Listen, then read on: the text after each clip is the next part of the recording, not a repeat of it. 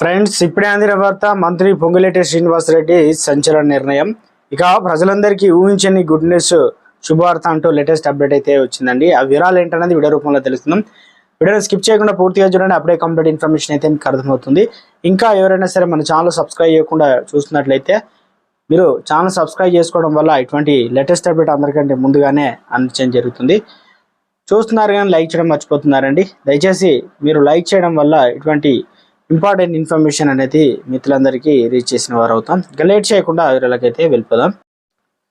రాష్ట్ర రెవెన్యూ, గృహ నిర్వహణ, సమాచార శాఖల మంత్రి పొంగులేటి శ్రీనివాసరెడ్డి పర్యటించారన్నమాట.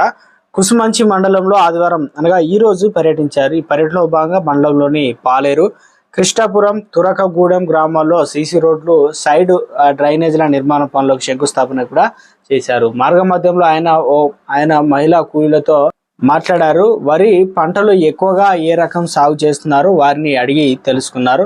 రాజుపేట, జుజుల్లారావు అనగా ఇటీవల వివిధ కారణాలతో చెందినటువంటి పలు కుటుంబాలను పరామర్శించారు. అనంతరం కుసుమంచిలో ఎమ్మెల్యే క్యాంప్ ఆఫీస్ కార్యాలయంలో ముఖ్యమంత్రి సహాయ నిధి చెక్కులను కూడా ఆయన అందించారు.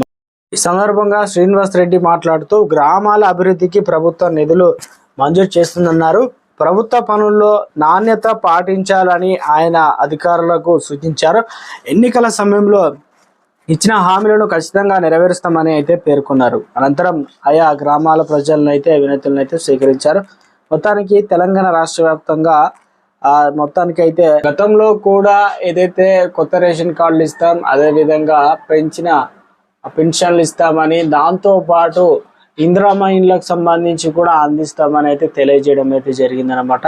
సో మొత్తం మీద అయితే ఏదైతే లబ్ధిదారులకు అయితే చెక్కులు అందించారో అదేవిధంగా సీసీ రోడ్లు, సైడ్ రోడ్లు నిర్మాణ శంకుస్థాపనలు కూడా చేశారనమాట.